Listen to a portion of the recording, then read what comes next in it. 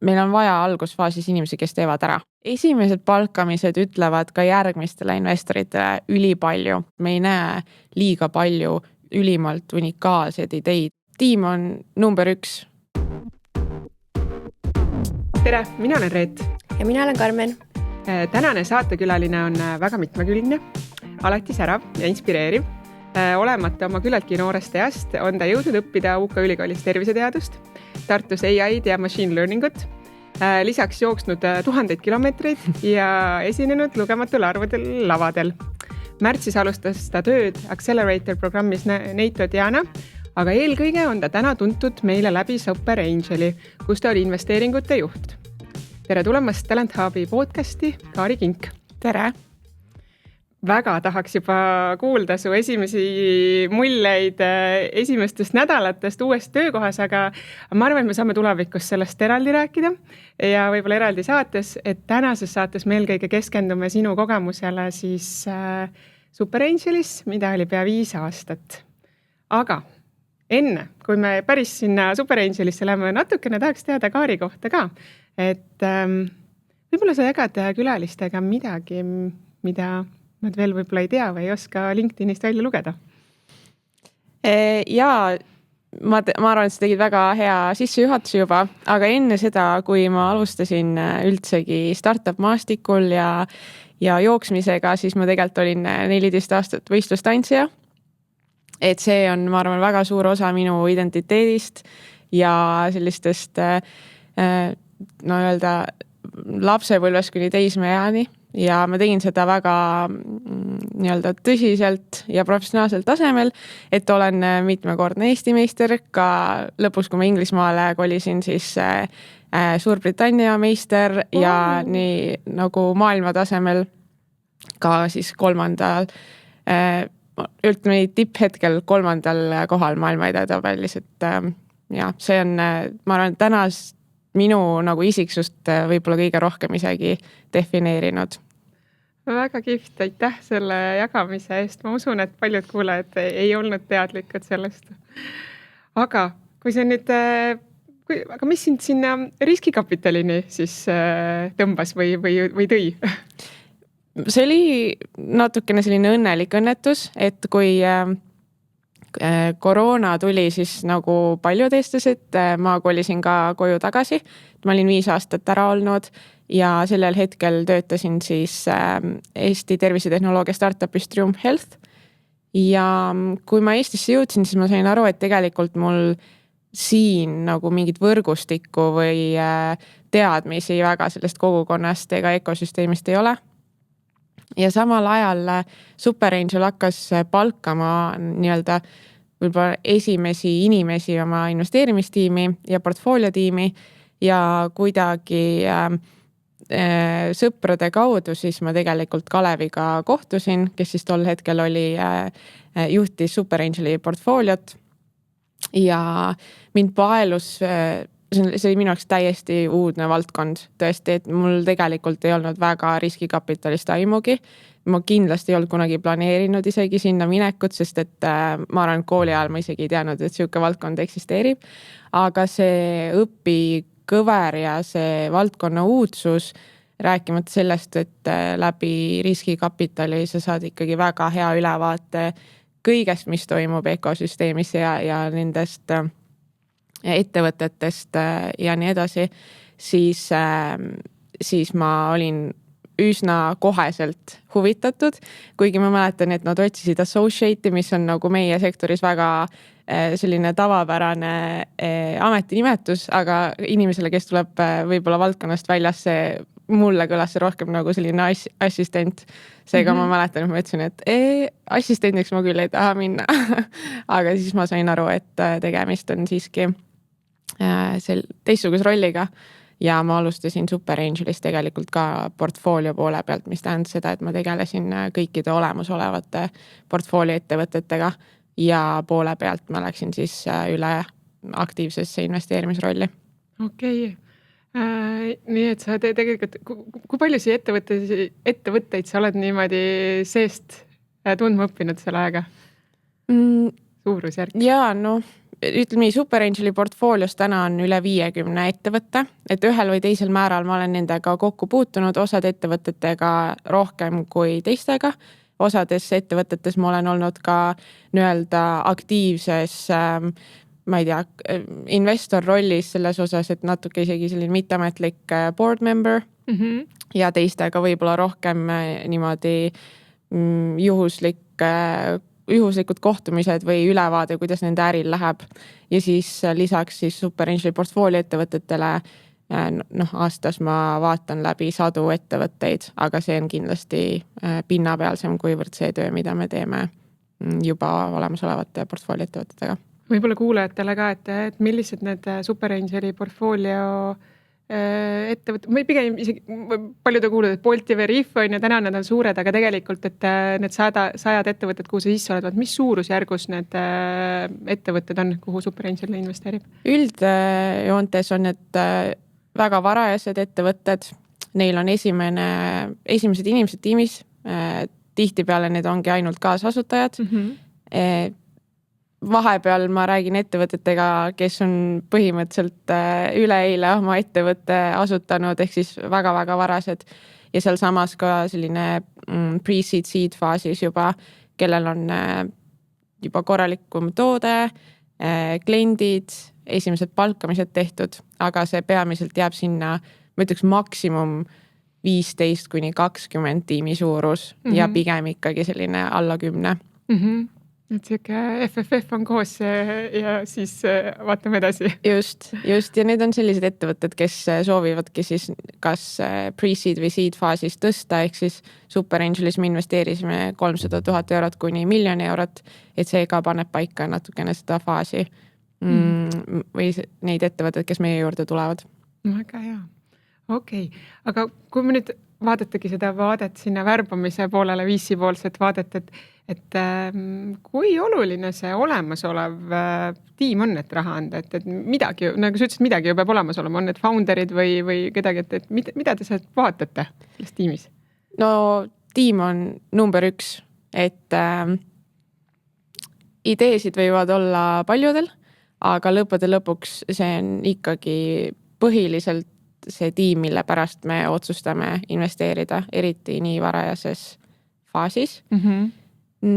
Sellel hetkel, kui me tuleme pardale, peaks olema kaasasutajad kindlasti täiskohaga juba startupis tööl ja otsustanud, et see on see asi, mida me tahame teha ja me oleme valmis seda riski võtma. Et kuna varajase faasi riskikapitali ettevõtetel on tõesti see risk juba nii suur, mida me võtame, siis me peame vähemalt olema kindlad, et me oleme selle tiimiga aligned ja oleme mõlemad nõus seda riski võtma. Ehk siis täiskohaga töötajad on või kaasasutajad on sellel hetkel juba olemas ja tihti ka mingi esimene prototüüp või esimene toode, mida tegelikult saab juba näidata või mingi kontseptsioon vähemalt. See väga sõltub ka sellest, et mis tüüpi tiimist me räägime, et vahepeal me näeme selliseid võib-olla natuke ulmelisi investeerimisvoorusid, mis juhtuvad lihtsalt selle pealt, et tulevadki 3 sõbrakest kokku ja panevad pitch deck'i, võib-olla isegi mitte seda ja tegelikult juba antakse investeeringut. See on sellistel hetkedel pigem, kui meil on väga-väga kredibiilsed asutajad, kes tulevad näiteks mingitest ükssarvikutest ja olid seal esimesed töötajad, ehk siis nagu nende CV juba räägib nende eest. Ja kui seda kogemust ei ole, siis tavaliselt oodatakse natukene rohkem juba executionit ja tõestust, et see tiim on tõesti väga hea. See on hea point, et ühesõnaga, kui Super Angelilt raha ei saa, siis tuleb kõigepealt minna peeglisse vaatama, et kuidas on. Aga see on hea point, et see investment nagu peab juba enda poolt tehtud olema, et sa oled juba nii-öelda teised asjad nii-öelda üles andnud, et sa ei ole poole jalaga kuskil mujal. Aga nagu sa ütlesid, et osad saavad rahastust, nad tulevadki sellist nagu ükssarvikute esimesed töötajad tulevad ja ideed ei peagi olema, aga selline tunne, et vahet ei ole, mida need ettevõtted ilmselt seal endab, on ju, et lahe, et te kokku olete tulnud. aga kui on vastupidi nüüd, et tundub nagu ülikõva idee, aga täiesti nagu aga sa näed, isegi ei ole, et no-namer nagu tiim on, aga sa lihtsalt näed, et see tiim on nagu nõrk, et kui oluline see osa on, et väga oluline, ma ütleks, et sellisel juhul me ei investeeriks. Et ideedega välja tulemine ei ole see raske osa ja tegelikult me ei näe liiga palju ülimalt unikaalseid ideid, mille peale mitte keegi teine ei tule. See kogu startup edu seisneb ikkagi executionis ja selle tiimi võimekuses seda plaani ellu viia. Seega, kui tiim on nõrk, siis me edasi ei lähe. See on selles mõttes hea kuulda, et või nagu mitte hea kuulda, aga me nagu värbamisagentuuris ka nagu Karmeniga alati nagu ka, et sul võib olla kogu maailma raha ja sul võib olla maailma kõige parem idee. Sul ei ole neid inimesi, siis nagu suure tõenäosusega mitte midagi ei juhtu nagu. Just. Aga kuidas teie nagu hindate seda selles tiimi tugevust või et mis on need karakteristikud, kui ta tulebki sellisest nagu, tal ei ole niisugust ükssarviku tausta, et mille järgi te hindate või kuidas te neid siis testite või millistele kvalifikatsioonidele nad peavad vastama? Kunagi meil oli Super Angelis selline hästi lahe algatus, me tegime Basecamp Hackatone, mille kogu eesmärk oligi see, et me toome tiimid ühte ruumi kokku ja laseme neile 3 päeva jooksul häkkida ja sisuliselt siis me ainult hindasime ju tiimi võimekust execute ida.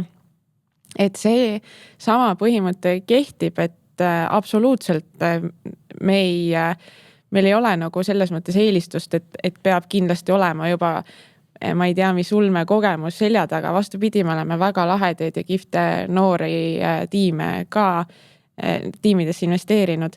Sellisel juhul, mida me alati ootame, et on tiimis olemas, on see tehnoloogiline võimekust seda ideed nii-öelda välja ehitada. Et lõppude lõpuks unikaalsus tuleb sellest tootest ja tehnoloogiast eelkõike. Vähemalt meie Super Angeli investeerimisfookus väga tugevalt toetub tehnoloogilisele eelisele. Seega meie jaoks on väga oluline, et see tehnoloogiline kompetents oleks juba olemas kaasasutaja näol ideaalis. Siis see on küll natukene iganenud kontseptsioon, aga minu arust see võtab kokku päris hästi, mida on vaja esimeses faasis, see on siis hustler, hipster ja hacker, ehk siis keegi, kes on valmis need suletud uksed lahti paugutama jalaga, sealt sisse marssima ja endale esimesed kliendid ja töötajad saama. Kogu see esimene faas ongi ju sisuliselt ainult hustlimine. Ja kui edukas sa sellega oled. Et sa saad 3 korda ei, 4 korda ei, aga sa lähed 5 kord uuesti. Ja see karisma, mis tuleb nagu ka selle asutajaga kaasa, et sa suudad veenda, et minu ettevõte, see, kellel on täna põhimõtteliselt mitte midagi, meil võib-olla on isegi kontorinurk, see on juba hea variant sellest, et täna väga kogenud inimesed tuleksid kaasa. Et seda me näiteks ka vaatame, et kes on need ingelinvestorid või siis nagu nõuandjad, advisorid, kellega see tiim juba koostööd teeb, et või siis mis on nende praegune juba traction või toode, et siis sellisel juhul me üritame hinnata nagu selliseid väga objektiivseid ja konkreetseid asju, et millega see tiim on täna juba, mida nad on juba saavutanud ja selle pealt siis edasi minna. Nii lähe ma korraks võtan siit sõnasabast nendele mentoritel ja erinevatel nõustajatel, soovitajatel kinni, et kuidas seda hinnata, et need on nii-öelda väärtuslikud siis mentorid, et selles meil on ju neid soovitajaid, et terve maailm täis, aga mille järgi hinnata, et nad päriselt sa saad neid usaldada? Just ettevõtte perspektiivist või? Jah. No see on hea küsimus.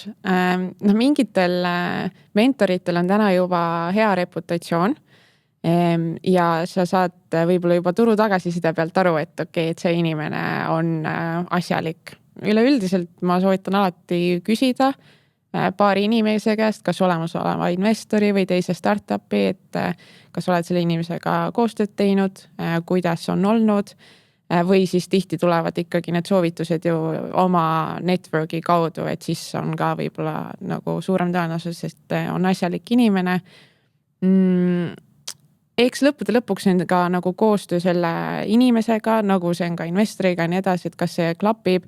Kui näiteks antakse ka osalust advisoritele, siis kindlasti mingi vesting schedule'iga, et ka need inimesed peavad ennast tõestama ja ei saagi võtta tegelikult face value, et ta on meie ettevõttele kasulik, kuigi ta võib olla väga-väga hea ekspert, aga võib-olla lihtsalt sellises faasis või selle idee või toote puhul ei ole päris õiget. Väga hea, ma just mõtlen võib-olla selle inimeste puhul ka, et mida te valideerite, et olenevalt sellest valdkonnast, kuhu nad tahavad siseneda, kas see eelnev taust on oluline ja kui me üldse mingitest esimestest inimeste värbamistest räägime, et siis kui palju see taust loeb versus see peale hakkamine? See on selline hea küsimus.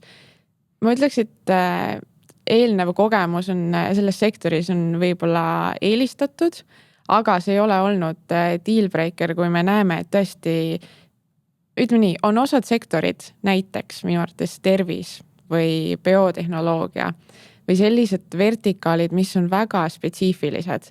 Ja kui siis väljaspoolt inimesed lähevad sinna ilma nagu selleta, et tiimis oleks ühtegi inimest, kes aitaks seal navigeerida, siis ma arvan, et see on väga keeruline. Kui me räägime võib-olla sellistest üldisematest SaaS ettevõtetest või äritehnoloogiast, see on kergem tõenäoliselt. Ja selle võrra on ka see, et jällegi, kui ei ole kogemust, aga on esimesed märgid, et selle valdkonnas osatakse väga hästi navigeerida, siis me võime nagu seda aktsepteerida.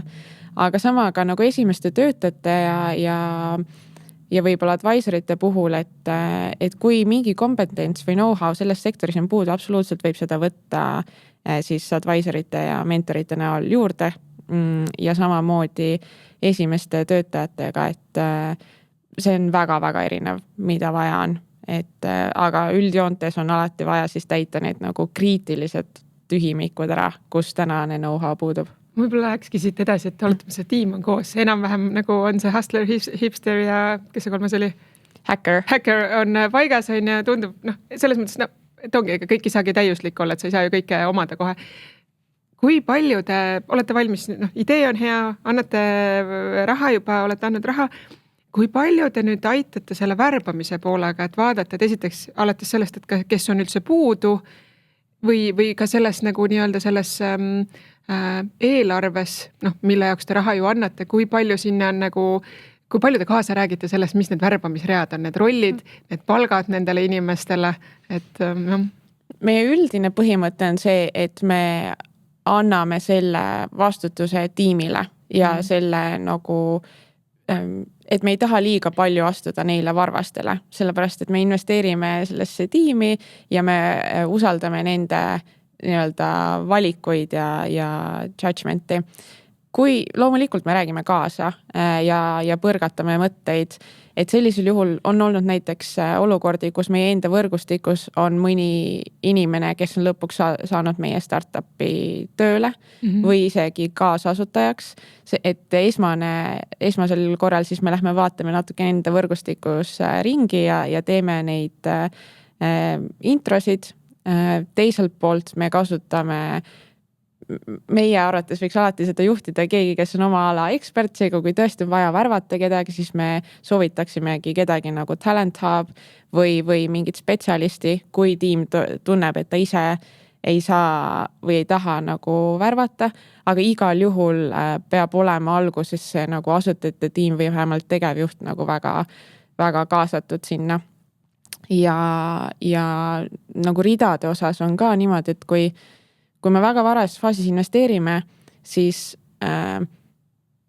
nagu väga palju inimesi tegelikult ei ole vaja palgata.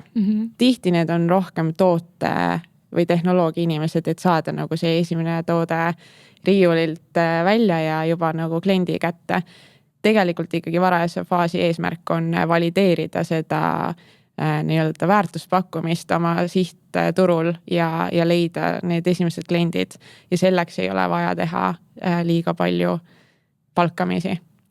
Kui tihti te näetegi seda, et need read on seal, et on 3 founderit, siis on veel 2 nagu veel töötajat ja siis okei, nüüd on vaja 10 inimest võtta juurde, et kui tihti te peate ütlema, et võtke nüüd hoog maha või vastupidi, et kuulge, väga hea, et see on olnud küll olukordi, kus me oleme selles mõttes nagu arutanud läbi, et kas see on mõistlik teha. Ma ütlengi, et kui sa lähed juba suuremat hulka inimesi palkama, siis see baas peaks olema, et mingi esimene väga tugev nõudlus turult on olemas ja nüüd sa pead lihtsalt seda skaleerima. Kui seda ei ole ja juba hakatakse 10 inimest palkama, siis sellisel hetkel meie tugev soovitus oleks mitte seda teha.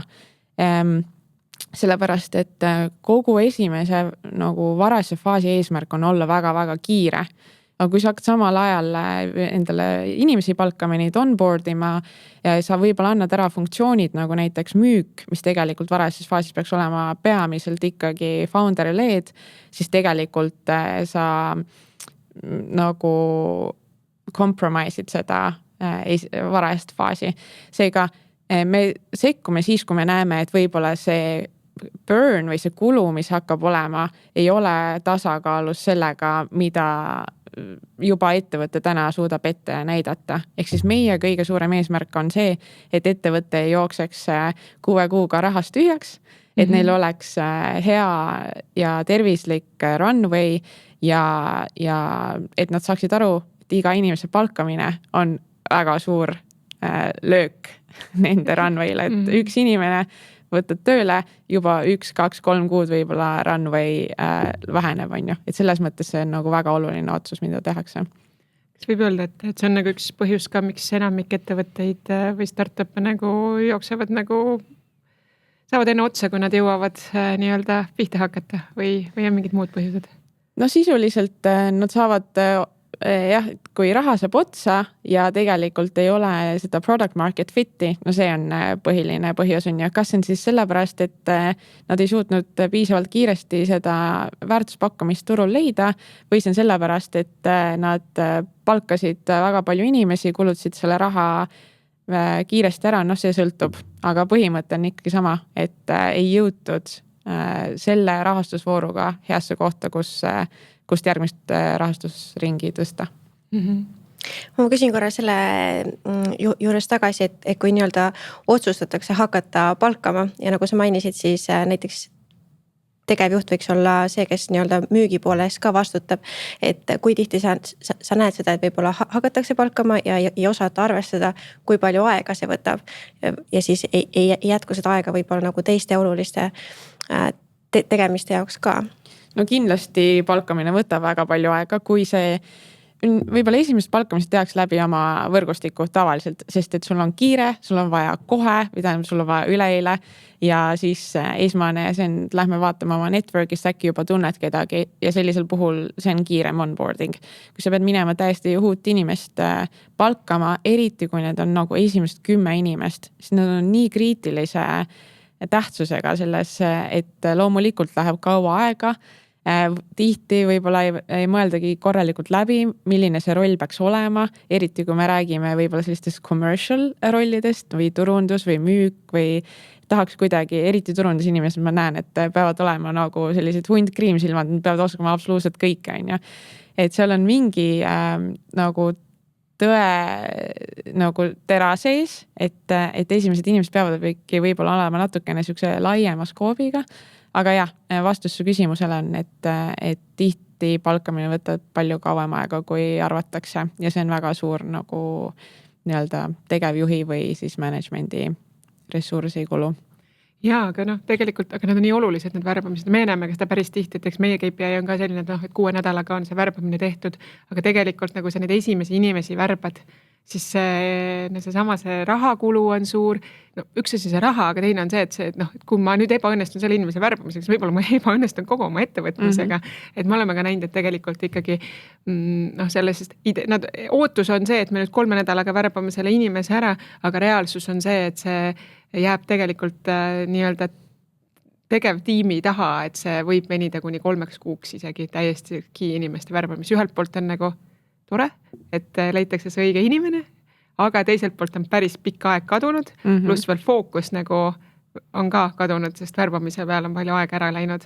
Kindlasti ja sellepärast ma ütlengi, et esimene tavaliselt eelistus vähemalt esimese 10 inimese puhul on aru saada, kas meie immediate network'is on kedagi, keda me saaks juba pärata. Seda on ka kihvt kuulda, et sina nagu soovitad sõpru ja tuttavaid ja eelnevaid kolleege, keda sa tunned ja tead nagu värvata? Ma arvan küll, et kui see klapp on hea ja sa tead, et see inimene teeb või suudab execute ida, siis ikka, jah. Ma olen lihtsalt kuulnud seda, et inimesed kordavad, aga pärast mul ei ole võib-olla sõpra ka, et mul läheb see startup läheb sinna, kuhu ta läheb, on ja ei olegi sõpra ka veel lõpuks, et sellepärast ei värvata. See võib tõsi olla. Okay. Ja, absoluutselt võib, et ses suhtes ikkagi üks on, et kui sa võtad oma sõbra, on ju, teine variant on, et sa võtad eelmise kolleegi, kellega sa oled koostööd teinud või siis, et tõesti tuleb läbi sinu investorvõrgustiku või kolleegide võrgustiku mõni valideeritud inimene. Et kui startupidel on vaja hästi kiiresti hästi palju inimesi palgata, siis ma eeldan, et te ju teate, et väga tihti on refer a friend. Ja see on kõige nagu kindlam viis, et sa saad vähemalt mingi esimese nagu tšeki tehtud, et okei, ta on normaalne inimene ja me usaldame teda, et siis see ikkagi kehtib. Ma olen igatepidi nõus, sest see ongi täpselt üks valideering on nagu ära tehtud juba, et sa ei pea selle pärast nagu muretsema. Ja nagu minu meelest ka, kui sa nagu startupi nagu foundid või asutad, et muretseda nüüd selle pärast, et see juba läheb nagu metsa, siis juba oled nagu natukene nagu vale jalaga teed seda asja. Aga mis siis juhtub, kui see õnnestub? Ja mul on sõber seal pundis, et see on palju nagu nõus. Ja founderid on tihti sellised ikkagi pigem optimistlikud inimesed, et loodetakse, et läheb ikkagi väga hästi. Aga kui palju üldse nagu see profiil erineb pre-seed faasist või siis seedist või AB faasist? Neid, kes palgatakse. Yeah. Ma ütleks, et esimeses varajases faasis me ootame rohkem nagu ma ütlesin, võib-olla laiema skoobiga inimesi, kes on võib-olla ka, kellel ei ole midagi selle vastu, et teha ka mingeid teisi asju. Et kui me lähme mida hilisemaks me lähme, seda rohkem me saame vertikaalse know-how'ga inimesi palgata, sest et rollid on juba välja kujunenud, võib-olla on tekkinud mingid protsessid, algusfaasis need puuduvad ja selleks on meil vaja inimesi, kes suudavad sellises kohas navigeerida. Et tihti näiteks ka executive'ide palkamine või nii-öelda rohkem senior rollide palkamine peaks sellepärast jääma võib-olla peale seed faasi, series A'sse ja nii edasi. Et kui me võtame väga kõva nagu juhtimiskogemusega inimesi või inimesi, kes on suuri tiime juhtinud või siis tegelikult nad ongi juhtinud, aga varajases faasis meil on vaja neid inimesi, kes ise kõik ära teevad. Et sealt tuleb see vahe ja me oleme näinud, kuidas nii mõnigi kord on läinud nagu palkamine untsu, sellepärast et ühelt poolt tuleb ülikõva CV-ga inimene pardale, mis on nagu suurepärane. See on see, mida investor näha tahab? No varajases faasis võib-olla tegelikult nii palju ei pea, aga tõesti juba Series A ja B faasis, Series A's tegelikult commercial tiimi ülesehitamine on A ja O, et sellisel hetkel me toome küll nagu tugevaid inimesi pardale, aga jah, sellel inimesel võib olla väga hea kogemus, lihtsalt oluline on siis valideerida, et kas see kogemus on suurte jõudude juhtimine või see on ka selline, kus inimene on pidanud ise nagu algusest lõpuni mingi asja ära tegema, et seal on suur vahe selles. Ja isegi kui ta on seda algusest lõpuni teinud, et kas ta seda täna teha tahab enam. Just. Aga kui nüüd sa vaatad oma sellele kogemusele tagasi, sa olid pea 5 aastat olid nii-öelda investori poolel, et mis on võib-olla need peamised vead, mida sa nagu tahaksid, et need alustavad startuperid kuidagi teaksid või väldiksid, mida võib-olla te nagu nii tugevalt ei tagasisidesta neile? No ma ütleks seda, et esimesed palkamised ütlevad ka järgmistele investoritele ülipalju. Loomulikult asutajana sinul on kõige olulisem, et sa leiad endale õige inimese, aga need nagu sinu oskus leida äärmiselt andekaid inimesi ja hästi nagu perform ivaid inimesi on ju nagu kõik, see on nagu nii oluline. Ehk siis need esimesed palkamised on nagu nende asutajate nii-öelda testimismaastik on, et kuidas nad sellega hakkama saavad, et kindlasti mõelda väga korralikult läbi, mis rolli on vaja. See on ka täiesti okei, kui esimesed palkamised lähevad untsu, et vahepeal nagu sa palkad selle inimese, kõik oli hästi, ta tuleb sinna ja saab aru, et see ei olnud päris temale. Vahepeal see on väga raske, aga sellisel hetkel me ütleme, et nagu see on okei. Liigume edasi, kaotasime natuke aega, aga paratamatult sellised olukordi tuleb, et ei tasu ka liiga siis tõsiselt võtta, kui need esimesed untsu minekud on just kõige valusamad, aga sellest tuleb kiiresti edasi liikuda. Aga jah, et vali endale, ära anna nagu järgi selles, millist inimest sa tahad ja isegi kui ta tundub, et ta ei ole võtmetähtsusega inimene selles mõttes, et võib-olla ettevõtetes on kindlad funktsioonid, mida nad kindlasti peavad täitma ja siis on ka tugirollid. Isegi kui see tundub, et tal ei ole igapäevane sisend äriasjadesse nii edasi, see kultuuriline sobivus peab olema hea. Esimesed 10-20 inimest, et selles osas mitte järgi anda, et igal inimesel lõpuks väikestes tiimides on väga oluline roll ja seda peab arvesse võtma, et selles osas mitte nurki lõigata. Ja. Et kui see pole hell yes, siis see on no, jah? Jah.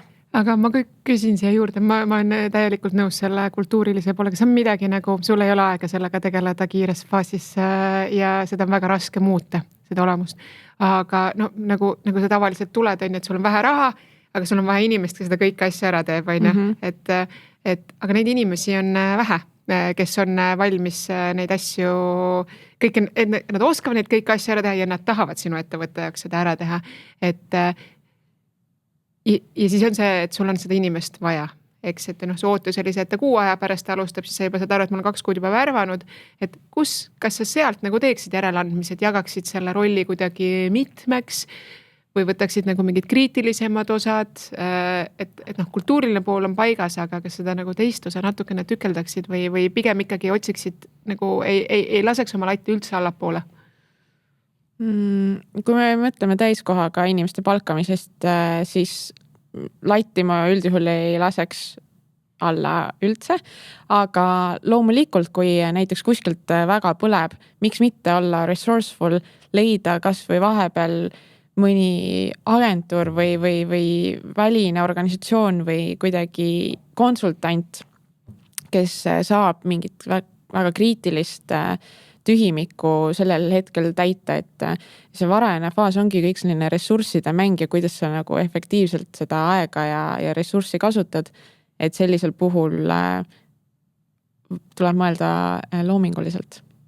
Et pigem mõtleks võib-olla keegele mingi nagu selle juhi strateegi kuskilt nagu konsultandina, aga tegelikult sul nagu day to day oleks sellist nagu ärategijat vaja, et day to day tegija võtaksid nagu sisse ja siis juhi võtaksid nagu väljaspoolt siis nagu konsulteerima või juhtima seda või hoopis vastupidi? No see on sisuliselt nagu seda võib-olla eraldada, et üks juhib ja teine teeb ära, seda pigem mitte, et siis on ikkagi see, et meil on vaja algusfaasis inimesi, kes teevad ära. Ja juhid on kaasasutajad, nemad juhivad seda ja et selles mõttes seda nagu eraldama hakata ei ole mõtet. Pigem ma mõtlengi, et näiteks meil on ju visiting formaadis olnud nii finantsinimesi kui turundusinimesi kui müügiinimesi, et võib-olla on mingid funktsioonid, kuhu sul ei ole vaja praegu täiskohaga palgata ja seda me SuperAngelis ka väga palju julgustasime. Võtta sisse inimesi, kes aitavad mingi kriitilise funktsiooni nii kaua ära täita, kuni sul on vaja täiskohaga inimest.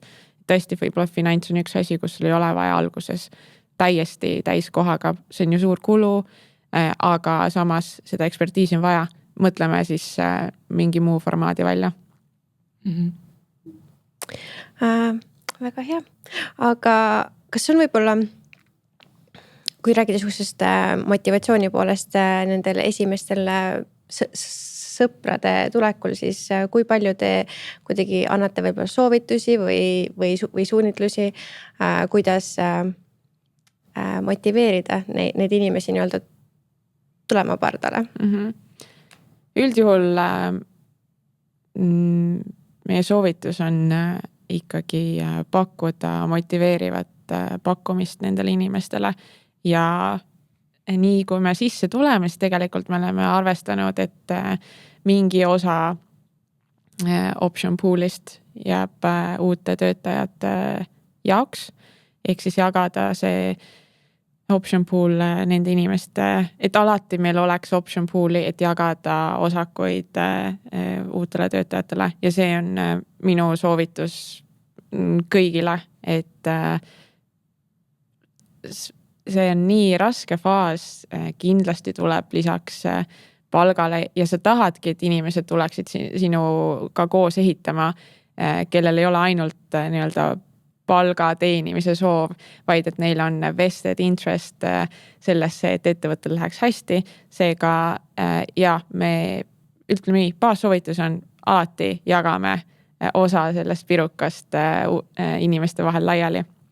Nüüd, kui palju seda teha, seal on, ma arvan, see on üks suuremaid küsimusi alguses. Just ma tahtsingi küsida, et nagu, kuidas seda pirukat siis jagama hakata, nagu, et sa ei teagi, kui suur see pirukas ju on lõpuks ja kas ta soolane või magus. Ja, et no ütleme nii, et 10% on tavaline siuke standard, mis jäetakse siis meil on võib-olla kaasasutajad, esimesed töötajad, võib-olla investorid ja siis jääb selline 10% tavaliselt iga vooruga, et laiali jagada.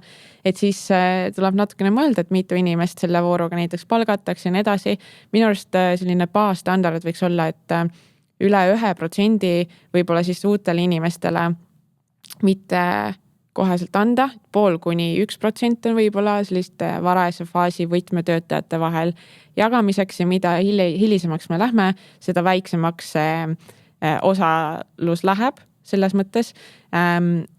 Nüüd, kui me räägime võib-olla VP-de või selliste siin rohkem kogenud inimeste palkamisest, siis mingil hetkel neile antakse küll rohkem, sest et nad on nii olulised, tavaliselt commercial inimesed või tech inimesed, et siis me räägime võib-olla 1–2%, aga jah, see nii-öelda töötajate vaheline võiks jääda sinna 0,1–1% vahele. Et ehk toon näited, et sul on need 3 founderit on ja need esimesed 2 võib-olla sellist heast tutvusringkonnast head spetsialisti, keda sa võtad asju tegema, neile pigem nagu vähem, et jääks lõpuks nagu, kui see nüüd nagu mingi hetk on 20 inimest ja sa võtad selle tech lead'i endale sinna otsa, et nemad pigem saab rohkem. Ja, et seda tuleb läbi mõelda, et võib-olla selle esimene 10%, mis sul on ju selles mõttes selle vooruga kaasnev, et võib-olla pre-seed faasis me ei plaanigi väga-väga senior inimest palgata ja näiteks kui järgmine voor tuleb, siis me ju tekitame uuesti 10%, et igal juhul tuleb lihtsalt ette mõelda, et kuidas me selle ESOP ära kasutame ja mida kriitilisem funktsioon, mida kogenum nii edasi, seda suurem ja vastupidi ka, et aga üleüldiselt esimesed töötajad peaksid olema natukene paremini kompenseeritud kui võib-olla järgmised 100 on ju. Okay. Ja siin ma võib-olla lihtsalt annan praktilise soovituse, et indeksi guideline lugeda, et Index Ventures on kõige tugevamalt seda optsioonipoliitikat Euroopas viljanenud ja sellele ka kaasa rääkinud. Neil on veebilehel ka eraldi kalkulaator, et kui sa oled pre-seed faas, kui sa oled seed faas, kui sa oled selle evolutsiooniga või teisega, kui palju sa peaksid ära andma ja kindlasti rääkima teiste ettevõtetega, kui võimalik, et kuidas nemad on seda üles ehitanud, et nii kui sa hakkad, võib-olla sa oled esimesest 10 või 20 töötajast edasi, siis tegelikult sa pead mõtlema endale süsteemi ja see on tavaliselt on see näiteks optsioonipaketi väärtus protsentuaalselt aastapalgast ja sealt nagu edasi minna. Et see siis tuleb ikkagi korralik süsteem luua. väga hea. Ma vaatan kella, ma pean vaikselt otsi kokku võtma, aga väga tahaks kuulda sinu kogemusest, et võib-olla mõni hea nagu värbamise lugu või mida sa oled näinud nendes startupides, kelle lähedal sa oled olnud, mis sul meelde jäänud? Jah, see on hea küsimus. Ma võib-olla minu jaoks alati kõige põnevam või toredam lugu on see, kuidas mu enda vend lõpuks startupi jõudis.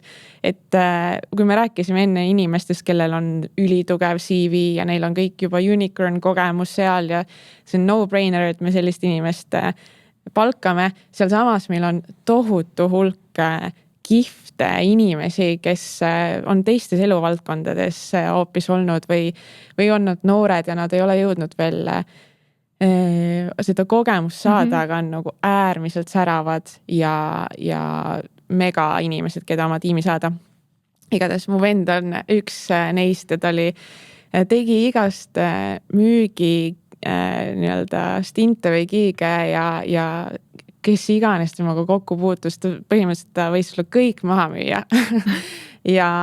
Aga kuna ta kandideeris päris mitmesse startupi ja esimesest nii-öelda sõelast ta läbi ei läinud, sest et CV põhjal väga tihti tehakse esimene valik on ju, et sealt võib-olla ei olnud midagi nii märkimisväärselt. Kuniks siis ma tegin tema CV-d nii-öelda avalikult kuskil ekraani peal ja siis üks Montonio co-founder ütles tol hetkel Karel, ütles, et okei, aga meil on ju müügiinimest vaja ja siis ma panin nad kokku ja siis Karel tuli pärast, ütles, et sa ei kujuta ette, mis meil juhtus. Ja siis mõtlesin, issand jumal, mu vend täiesti kindlasti oli mega piinlik. Ja siis ta ütles, et ta on nii super inimene, et me kindlasti tahame teda. Ja siis ma pidi minema veel oma venda nii-öelda veenma, et mine siis proovi ära, sest tol hetkel ta tahtis just tööstusettevõttesse hoopis minna. Igatahes tänaseks ta on siis kogu tiimi müügijuht ja ehitanud nii Baltikumi kui ka nüüd tänaseks muude turgude müügitiimid üles, et täiesti selline inimene, kellele lihtsalt anna võimalus, pane ta inspireerivasse keskkonda ja ta hakkas nagu päevast üks performima, on ja. Et siis siukseid inimesi mitte nagu neist üle vaadata.